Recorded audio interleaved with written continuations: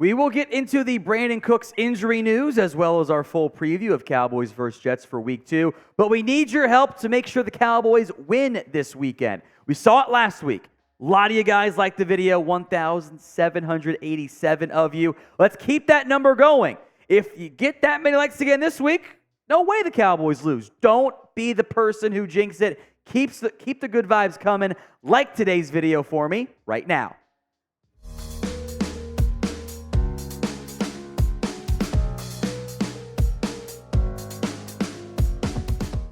It is Cowboys versus Jets in Week 2, a very different matchup than what we had expected even going into Monday, right? Aaron Rodgers out for the year, torn Achilles, and the line has changed drastically. Dallas is now a 9.5-point favorite in this matchup when they opened pre-Monday Night Football around 3.5. That is a massive swing. It's about as big of a swing as you will see even with a quarterback injury in an NFL game after just, one day's change and the quarterback injury, etc. The Jets, though, are not necessarily an easy out without Aaron Rodgers. That defense is impressive. I mean, you saw it on Monday Night Football, right? They were finding ways to hang around. Jordan Whitehead had 3 interceptions. The Jets got that dog in them. Robert Saleh will not allow his team to roll over and die. Although the Cowboys are getting a much tougher test, so too are the Jets. No team in the NFL was more impressive in Week 1 than the Dallas Cowboys. They embarrassed the Giants in prime time. I'm getting ahead of myself. Hopeful optimism there. 40-0. The offense didn't have to do that much. They actually did move the ball relatively well on a very small amount of snaps. We'll break that down later on in the preview. The defense was absolutely lights out against the Giants, as I will give the Jets credit.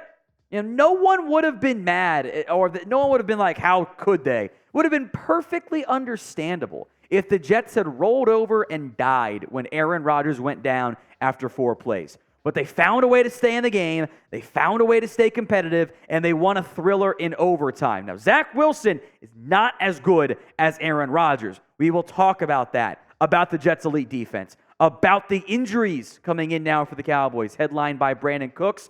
But I want to see who you've got winning first and foremost in the comments section. So if the ad comes here on YouTube, head down to the pinned comment. Type in C, you've got the Cowboys winning, or J if you've got the upset against our Dallas Cowboys. For the Jets, the ad comes, go vote the pinned comment right now. The big injury news of the day, Brandin Cooks has a knee injury. Literally moments ago, Mike McCarthy was speaking at his press conference, revealed after Cooks was listed as a DNP on the estimated participation report. No actual practice today, just a walkthrough, but teams won't lie about that. They know what the player would do or not do. That McCarthy said Cooks injured his knee in the Cowboys Week 1 win. Sounds like he's doing okay. Not anything like season ending or anything like that. He'll try to do more tomorrow. Has a chance to play, but still a lot is not known. Mike is never going to reveal very much injury information. We'll have to monitor Thursday and Friday's practice participation reports. If he's out there in a limited sense, he'll probably play. If he's not, the Cowboys will give their Sunday platitudes, and in the end, I doubt he would end up playing. But the exact same thing as we saw with Tyler Smith last week, who was also listed as a DNP on the Wednesday estimated participation report. We'll see the Cowboys with Smith and Cooks and others. It's Week 2. You will not jeopardize making an injury worse, causing a season-ending or a week-long or a month-long absence just for a Week 2 game. It's not the playoffs. It's too early to jeopardize that. Good news, though, Tyron Smith was a full participant on the injury report. A very good sign. Unsurprising since, he did play in the game on Sunday, but he's trending in the right direction. And then Donovan Wilson, same thing as Tyler Smith, Brandin Cooks, DNP. Wednesdays, they'll always be cautious. Plus, it's a walkthrough day, so not that much going on there. Thursday, Friday, we will know more about those injuries, but I have doubts that all 3 would be able to play. There's a good chance 1 or 2 at minimum end up missing. Now, if you are trying to go to the Cowboys-Jets game, you got to use Game Time, the best spot out there for last-minute tickets designed to not make your life as stressful so you can just enjoy the game, and in theory, another blowout Dallas Cowboys win. No more planning months in advance, and you know what? This is why maybe you want to wait, right? Tickets for Cowboys Jets are probably going to be pretty expensive the longer you got because Rodgers was going to play, but now he's not. Not as expensive. It's not going to be, in theory, as close of a contest. Get flash deals on tickets for football, basketball, baseball, concerts, comedy, theater, and more. And when you use promo code CowboysChat, they're going to give you $20 off on your first purchase. Simply create an account after you download the Game Time app at gametime.co. Click the profile button on the app. It's in the bottom right corner. Hit redeem code and plug in Cowboys Chat. Then they will give you $20 off your first purchase. Terms apply, but go create your account and redeem code Cowboys Chat for $20 off at gametime.co. Download the Game Time app today for last-minute tickets and at the lowest price, all guaranteed. Some keys to victory for your Dallas Cowboys in Week 2. How about some more defensive dominance? Now, I'm not saying, and you will not, have every game look like it did in Week 1 where you basically broke every metric available in terms of pass rush and pressure rate and all that stuff there. The Giants averaged 2.6 yards per play. Shockingly low. They had 63 yards through the air. They averaged actually under 4 yards per carry after starting pretty solidly on that opening drive. They turned it over 3 times. Also recovered like 4 of their own fumbles. Kind of lucky from that perspective. Simply put, dominance might be an understatement. The Cowboys embarrassed the Giants on defense. So predict the score for me then, mine coming at the end of today's video, of the Cowboys versus Jets matchup. Head down there and get those score predictions in right now. Key to victory number 2, you have to stop the run. Now, opposing teams do not want to be in 3rd and long. Their goal every game, we cannot have 3rd down. We cannot be out there and allowing this opposing defense to tee off on us. We have to at least be in 3rd and manageable. We have to have the threat of the running game available to us. The Jets with Zach Wilson in there are going to want to run the football anyway, and they have 2 backs who can make that happen.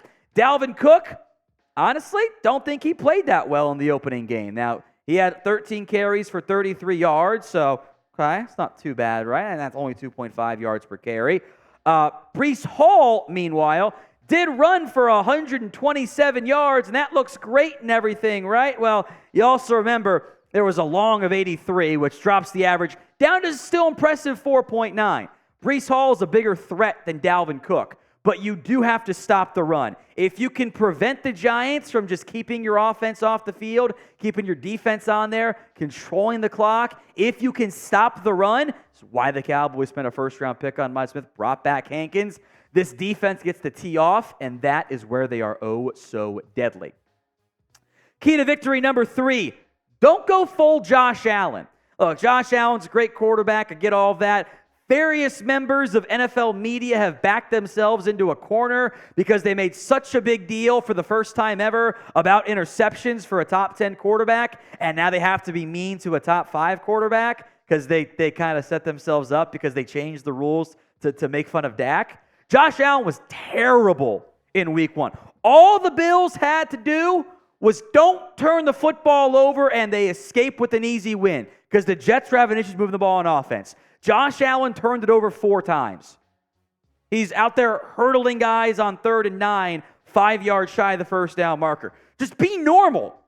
You can have a relaxed quarterback game if you convert your 3rd downs, don't make big mistakes. The weather will be better, so I do think the box score will look better for Dak Prescott. This is a very uninspiring box score, but as anyone who watched the game instead of just box score scouting can tell you, the offense actually played pretty well. It was that they literally didn't have that many plays out there on offense.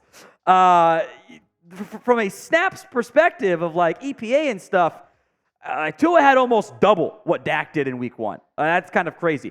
EPA, expected points added, not the government agency, factors in all the down and distance situations, what's going on, how many points did you get, big plays. It's a good metric, not perfect, but quarterback play was down in Week 1 because there were weather issues. Jordan Love Matthew Stafford, Tua, EPA darling, Jimmy Garoppolo, and Dak Prescott. Those were your top 5 quarterbacks in that metric. Josh Allen was very far below. Joe Burrow was dead last, by the way. He was really bad in week 1. So the numbers might not look great, but Dak actually played very steady, safe football. It was all they needed when they were up 40-0. Might not be same 40-0 result, but that might be all you need again this week. And at that point, don't be like Josh Allen. Don't jeopardize it, So what is your confidence level in a Cowboys win? Scale it for me from 1 to 10. 1 on the low end, 10 on the high end. The ideal outcome is Dallas jumps out to a hot start and grinds the clock away with a bunch of runs in this third and fourth quarter, which has always been I think that's McCarthy's goal as well. To do that, you got to catch the damn football, guys. Kevontae Turpin, a drop on a simple wide receiver tunnel or bubble screen. Hendershot dropped a touchdown. Jake Ferguson, 2 drops, one of which would have been a touchdown. Per Pro Football References drops in week 1. They've updated their advanced stats, publicly available. Cowboys players dropped 16% of their passes. That was the most in the NFL over the Chiefs. We all made a big deal about the Chiefs drops, understandably so. The Cowboys had more on a per-snap basis. The Browns, Giants, Bengals rounded out. By the way, not an accident that there are 5 teams up there and 3 games, Bengals, Browns, Cowboys, Giants, bad weather games. Probably why the tight ends and receivers had some drops in that one. Kind of tying in 3 and 4, don't beat yourself. Don't make bad decisions in late hits and get yourself in trouble and free first downs. Don't turn the football over 4 times like the Bills did. Don't allow the Jets to hang around. The Jets should not be able to beat you by themselves. They will need your help. So simply don't do it. Much easier said than done, but still. Score prediction time. Got the Cowboys winning 24-10. This Jets defense is great. It's one of the better ones beyond their own the Cowboys will face all season long. I do think it'll be kind of a slower, maybe not quite ugly, but drawn out, lower scoring affair. And that's okay. If you can cut, good teams win, great teams cover the spread. I have the Cowboys covering the spread. Don't let the Jets run the ball down your throat and control the clock, have long drives and score points and let them hang around. Take care of business. Do not let Zach Wilson run around back there and make some magic happen. And if he does, make sure it turns into a turnover somehow. Cowboys should win this football game. They cannot smell their own farts and get too far ahead of themselves and convince themselves they're the greatest team ever and have a letdown game. Stay locked in, take care of business, and go on to Arizona.